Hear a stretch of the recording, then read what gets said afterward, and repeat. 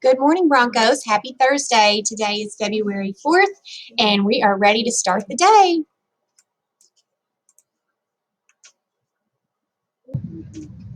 I pledge allegiance to the flag of the United States of America and to the republic for which it stands, one nation, under God, indivisible, with liberty and justice for all.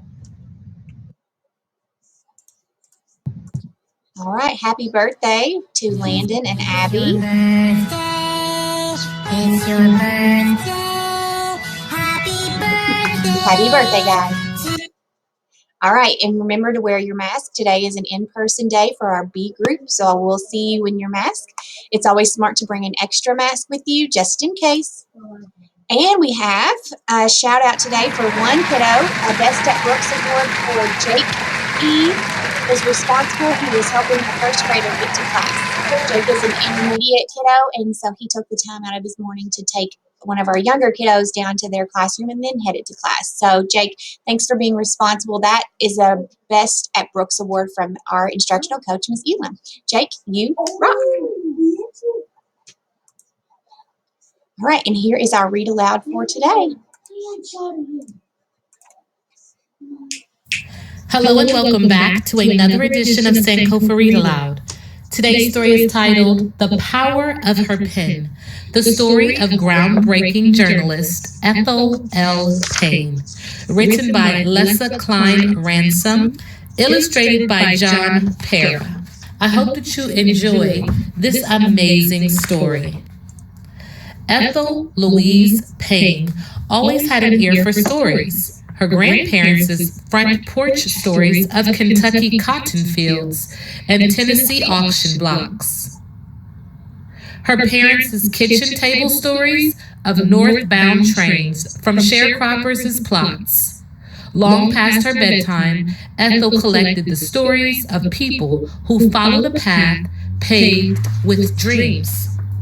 In 1911, the year Ethel was born, her father, William, worked as a Pullman porter on railroad trains, helping passengers with their luggage and serving them in dining cars on trains that crisscrossed the country. He tossed bundles of a newspaper called the Chicago Defender onto train platforms, spreading news of jobs and hope for blacks in the segregated South. Ethel didn't see her daddy much, but his firm hand ruled from a distance. He and her mama, Bessie, a Latin teacher, filled their home with an equal measure of discipline and love. On Saturdays, once the house was spotless, Bessie took Ethel and her 5 siblings to the white side of town, where there were libraries with shelves stacked tall with books. There, Ethel flipped through pages and memorized passages to recite to anyone who would listen. 1 month after Ethel started high school, her father came home after a long run on the railroads and took to bed, sick with headache. The house was hushed, the doctor was called, but nothing could be done. After William passed, Bessie worked hard to make ends meet. Ethel walked a mile to school each day. The neighborhood residents screamed and yelled and threw rocks at a black girl who dared to go to school with whites. Sometimes I stood my ground, sometimes I got a bloody nose from fighting. But that was the way it was, Ethel later recalled. Ethel spent her school days daydreaming of life far beyond her neighborhood, except when she was in an English class. There, her teacher, Miss Dixon, encouraged her writing. Her mother encouraged her at home. Ethel wrote during the day, and she read her stories aloud to her family at night. The school wouldn't let a black student work on the school newspaper. But after reading Ethel's writing, it did publish her very first story. During the Great Depression, with money even tighter than before, Ethel attended a local college with free tuition and took writing classes. When World War II began, the United States fought overseas, while Ethel fought against racism and injustice in her own backyard. She started by organizing a women's social group at her church to make improvements in her community. Then she started a story hour for children. Next, she started a scholarship fund. After battling long and hard in Chicago, Ethel set her sights on politics in Washington, D.C., and began writing letters to newspapers, commenting on unjust laws and discrimination against blacks. I was beginning to have the seeds of rebellion churning up in me, Ethel later said. By the time World War II ended in 1945, Ethel was aching to see a world far beyond the south side of Chicago. She got the chance when she answered a newspaper ad for a job overseas. With her mother's blessing, she was on her way to Tokyo, Japan. Ethel set off to explore, filling page after diary page with her observations and experiences. Some pages she devoted to the stories of the black soldiers, life as a club social director on a U.S. military base, kept her busy organizing activities for these soldiers. But she noticed that even in Japan, black American soldiers who had fought alongside white American soldiers had separate housing, the hardest job on the base, and almost no chance to be promoted. Ethel never imagined her voice would soon be heard in the United States, all the way from Japan. Ethel showed her diary entries to a friend, a reporter who was on assignment in Japan. With Ethel's permission, he shared her writing with his editor back in Chicago. Her sister was the first to call with the news. One of Ethel's articles about black soldiers stationed in Japan had made its way across the seas and into newspaper headlines, which were now in the hands of thousands. When her job in Japan ended in 1951, Ethel returned to her home, her family, and a job offer from the Chicago Defender, one of the only two daily black newspapers in the country and the main source of news in the black community. It celebrated the births, graduations, marriages, and retirement news of its black citizens. Ethel once joked, "You couldn't grow up in Chicago and be black if you didn't know the Chicago Defender." As the features reporter, Ethel wrote about housing, jobs, healthcare, and community events. After 1 year, Ethel and her notebook headed to the Democratic National Convention in Chicago, where politicians debated civil rights. As more and more readers opened their newspapers to read the articles written by Ethel L. Payne, the Defender's circulation grew. After 3 years, her editor asked, "Why don't you go down to Washington?" Of the 204 reporters, Ethel was one of only 3 black journalists issued a White House press pass. It allowed her to sit in the treaty room of the White House where the president met with journalists. Only when the president nodded could a reporter ask a question. These experienced reporters knew how to jump to their feet, hoping their voices would be the ones to reach the president's ears. At first, Ethel sat watching, waiting. Then she stood. Then she waited more. Finally, President Dwight D. Eisenhower turned to Ethel and nodded. "Mr. President," Ethel began shakily. "Mr. President." She looked down at her carefully written question and asked the president's views on a racial incident that had occurred at the White House. U.S. Negro reporter draws Ike's wrath, a headline screamed, but Ethel kept asking questions. The White House press was so busy asking questions on the other issues that the blacks and their problems were completely ignored, she later recalled. She asked how the president planned to enforce the Supreme Court's ruling in the Brown versus the Board of Education case, which outlawed segregation.